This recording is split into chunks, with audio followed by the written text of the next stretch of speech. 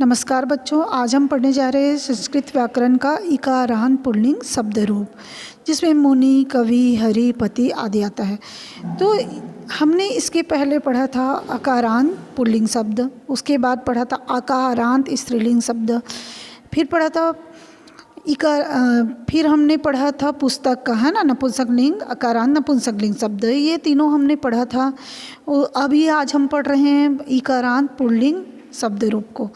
तो मुनि, जैसे मुनि, कवि, हरि और पति दिया हुआ है। तो मुनि जैसे हम वर्ण विच्छेद करते हैं, म प्लस उ प्लस न प्लस ई, मुनि हो गया। तो छोटा ई का मात्रा जिसमें आता है वह होता है इकारांत शब्द।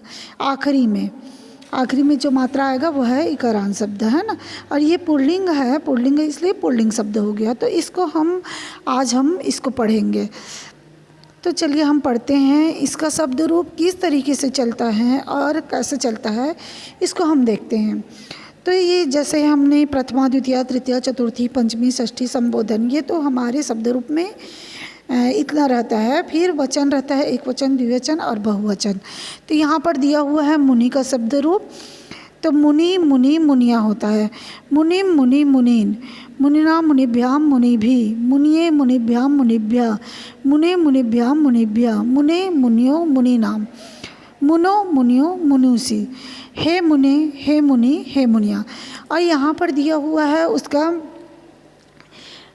मतलब, जैसे कर्ता ने कर्म को करण से संप्रदान के लिए, अपादान से, संबंध काके की रारे रे, अधिकरण में पर, असंबोधन हे हो हरे। तो ये तो हमको याद ही है ना।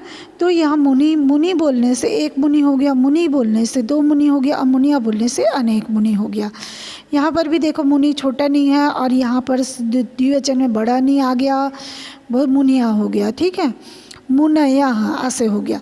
और मुनिम, मुनिम, फिर मुनि, इसी दोनों सेम चलता है, मुनीन हो गया। मुनिम, मुनि, मुनीन, मुनिना, मुनिभ्याम, मुनिभि।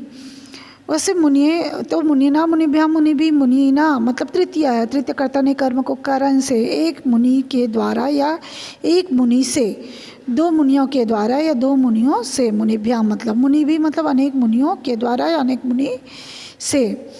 चतुर्थी में क्या होता है, संप्रदान के लिए।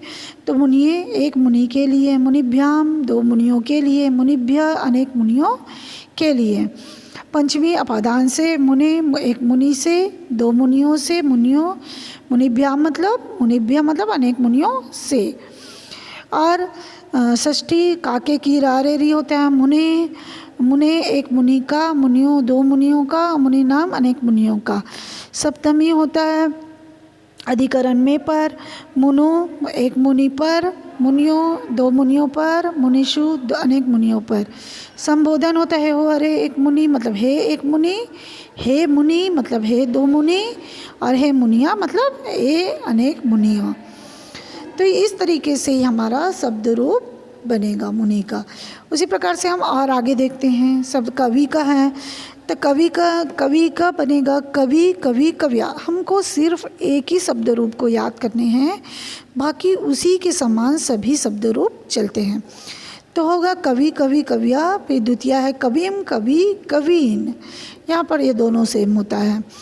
कविना, कविभ्याम, कवि भी। चतुर्थी होता है कविये, कविभ्याम, कविभ्या। पंचमी और षष्ठी से एक ही होता है, कवे, कविभ्याम, कविभ्या, कवे, कवियो, कवि नाम, कवो, कवियो, कविसु, हे कवि, हे कवि, हे कवि। ये ऊपर के अनुसार चलता है, हे कवे, हे कवि, कवि नहीं होता, ये हे कवे, हे कवि और हे कविया। इस तरीके से ये शब्द रूप चलते हैं।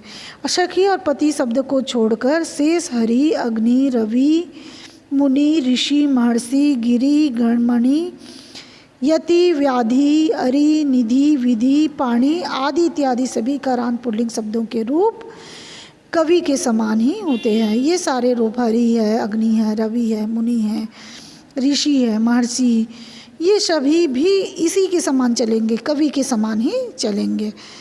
यहाँ पर हरि का दिया हुआ है। हरि का भी हम पढ़ते हैं तो हरि, हरि, हरिया होगा। हरिम, हरि, हरिन, हरिना, हरिभ्याम, हरिभि, हरिये, हरिभ्याम, हरिभ्या, हरे, हरिभ्याम, हरिभ्या, हरे हरियो हरि नाम, हरि हरो हरियो हरिसु, हे हरे हे हरि हे हरिया। यहाँ पर दिया जिन शब्दों में री र और श होता है, यहाँ पर री र या स आता है, हरि र आया तो वह तृतीय एक वचन तथा षष्ठी बहुवचन में न के स्थान पर अणा हो जाता है। जैसे हरिणा हो गया और यहाँ पर हरि नाम हो गया, तो यहाँ पर हरि रा आया, अरि में रा आया, ऋषि में रा आया, तो उसका तृतीय एक वचन हरिणा हो गया और इसका हरिनाम हो गया। अरि का अरिना हो गया और अरिनाम हो गया, और ऋषि का ऋषि हो गया और ऋषि नाम हो गया। लेकिन इसमें देखो, इसमें जो दिया है कवि नाम, नल का ना आया है, वहाँ अणा आया है। यहाँ पर कवि नाम मतलब बड़ा नल का ना आया है, लेकिन वहाँ र और अगर ऋषि का री आता है तो वहाँ अणा का मात्रा लग जाता है, अणा आ जाता है। तो इस तरीके से ये बनता है। जैसे पति का देखते हैं, पति पति पति पतिया, पतिम पति पतिन, पत्या पतिभ्याम पतिभि, पत्ये पतिभ्याम पतिभि, पत्या पतिभ्याम पतिभि, पत्ये पतिभ्याम पतिभ्य होता है। पत्यु पतिभ्याम पतिभ्य, पत्यु पत्यो पतिनाम, पत्यो पत्यो पतिसु, हे पते हे पति हे पतिया। तो इस तरीक़ा से ये भी चलता है। ये कवि के समान ही होते हैं, जैसे धनपति भूपति सेनापति, ये भी इसी के जैसे चलेंगे, पति के समान ही चलेंगे। तो यहाँ पर देखिए, यहाँ पर डिफरेंट क्या है, हरिणा है तो ये पत्या हो गया, यहाँ पर बस अलग आया है, हरिणा है तो यहाँ पर पत्या हो गया, और बाकी सेम वैसे ही चलेंगे। पत्तियों तो यहाँ पर हरे हरे आया है तो यहाँ पर पत्तियों पत्तियों हो गया है, तो ये डिफरेंट आया है, बाकी सेम उसी के जैसे चला है। ठीक है, तो फिर इसको हम करते हैं आगे, प्रयोग करके देखते हैं। तो प्रथमा विभक्ति जैसे मैंने फर्स्ट वाला में बताया है कि एक प्रथमा मतलब कर्ता ने होता है, तो कर्ता ने एक हरि ने अगर चिन्ह भी नहीं दिया है तो भी हरि ने हो गया, तो हरि हो गया दो हरि का, तो हरि। और यहाँ पर विष्णु को लिया है और ये हरि मतलब बंदर को लिया है, अनेक हरि सिंह को लिया है, हरिया है हरिया। द्वितीय कर्ता ने कर्म को, तो एक शत्रु को अरिम, अरि मतलब होता है शत्रु, दो शत्रुओं को अरि, और तीन शत्रुओं को या अनेक शत्रुओं को अरीन हो जाएगा। और यहाँ पर एक मुनि से तृतीय विभक्ति से लगता है, एक मुनि से या के द्वारा, मुनिना दो मुनियों से या के द्वारा, तो मुनिभ्याम अनेक मुनियों या से मुनि भी। चतुर्थी संप्रदान के लिए, चतुर्थी एक ऋषि के लिए ऋषिय हो गया, दो ऋषियों के लिए ऋषिभ्याम हो गया, अनेक ऋषियों के लिए मतलब ऋषिभ्या हो गया। पंचमी भक्ति में अपादान से मतलब ये अलग होने में प्रयोग होता है, एक महर्षि से महर्षि, दो महर्षियों से महर्षिभ्याम, अनेक महर्षियों से महर्षिभ्या। षष्ठी विभक्ति एक पर्वत का गिरे, दो पर्वतों का गिरियो, अनेक पर्वतों का गिरि नाम हो गया। सप्तमी में पर में होता है, एक कवि में कवि कवो हो गया, दो कवियों में कव्यो हो गया, अनेक कवियों में कविशु हो गया। संबोधन है हो, अरे एक अतिथि हे अतिथि, दो अतिथियों में हे अतिथि हो गया, हे सब अतिथियों हे अतिथिया हो गया। तो हमको इसमें स्पेलिंग का ध्यान देना है, छोटाई और बड़ाई का मात्रा का ध्यान रखना है। अब इसका वाक्यों में हम प्रयोग करेंगे तो किस प्रकार से होता है। प्रथमा जैसे वसंती के साथ वस यानी रहना होता है। मुनि पर्वतों पर रहते हैं दिया है मतलब ये बहुवचन है, तो मुनि का बहुवचन लगा देंगे तो मुनिया हो गया। पर्वतों पर तो पर्वतेषु हो गया, पर्वतों पर मतलब सप्तमी विभक्ति का प्रयोग हुआ। और रहते हैं वसंती हो गया, क्योंकि यहाँ पर मुनिया है तो वसंती हो गया। प्रणमति प्रणाम करता है के साथ लगाते हैं, तो प्रणमति मतलब प्रणाम करता है, अतः द्वितीय विभक्ति का प्रयोग करना है। शिष्य सूर्य को प्रणाम करता है, शिष्य मतलब होता है शिष्य सूर्य को, मतलब एक शिष्य जो कर रहा है वह सूर्य को प्रणाम करता है, तो शिष्य का शिष्या हो गया। सूर्य को द्वितीय विभक्ति का प्रयोग हुआ है ना, तो सूर्य को, तो यहाँ पर सूर्य मतलब होता है रवि, तो रवि को मतलब रविम हो जाएगा। और शिष्य एक वचन है तो प्रणमति हो गया। इसी प्रकार यजति पूजा करता है के साथ में हम लगाते हैं, तृतीय विभक्ति का प्रयोग करते हैं, तो वह विधि पूर्वक पूजा करता है।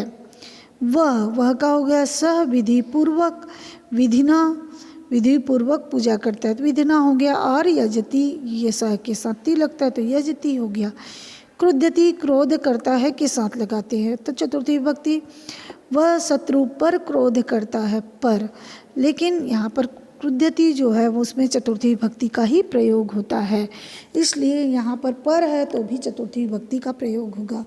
शत्रु, शत्रु मतलब अर होता है ना, अरि का शत्रु होता है तो अरे यह हो गया, चतुर्थी विभक्ति लगा तो क्रुध्यति क्रोध करता है। पठंती पठ के साथ लगाते हैं तो पंचमी विभक्ति शिष्य महर्षि से पढ़ते हैं तो शिष्या महर्षे पठंती हो जाएगा, से तो महर्षि से तो महर्षि हो गया। अस्ति के साथ हम प्रयोग करते हैं पंचमी विभक्ति षष्ठी विभक्ति, ठीक है। तो यहाँ पर षष्ठी विभक्ति काके की रारे के लिए षष्ठी विभक्ति, वह यह वाल्मीकि का आश्रम है तो यह का हो जाता अयम वाल्मीकि का आश्रम है, तो वाल्मीकि हो गया षष्ठी विभक्ति, वाल्मीकि का मतलब वह षष्ठी विभक्ति वाल्मीकि हो गया, आश्रम का आश्रमा हो गया, और अस्थि हो गया, अयम के साथ ती लगता है तो अस्थि हो गया। अब सप्तमी विभक्ति का प्रयोग करते हैं, समुद्र में रत्न होते हैं, समुद्र में तो जलधो हो गया समुद्र में, ठीक है। रत्नानि रत्न होते हैं मतलब बहुवचन है तो रत्नानि संति, जलधो यहाँ पर जलधो समुद्र में, यहाँ पर कारक विभक्ति इसमें में लगा है तो जलधो हो गया, सप्तमी विभक्ति लग गया। और रत्नानि रत्नम रत्ने रत्नानि होता है, रत्न होते हैं मतलब बहुवचन रत्नानि, और रत्नानि बहुवचन है तो संति हो गया रत्न। तो इस तरीके से इसका बनता है। उसी प्रकार देखो संबोधन का देखते हैं, हे हरि तलवार को देखो, हे हरि तो हे हरे हो गया, एक वचन है हरि तो हे हरे हो गया। अस यानी तलवार होता है, असीम हो गया, असीम पश्य तलवार को देखो असीम पश्य। तो इस तरीके से इसका अनुवाद भी हम कर सकते हैं। तो धन्यवाद बच्चों।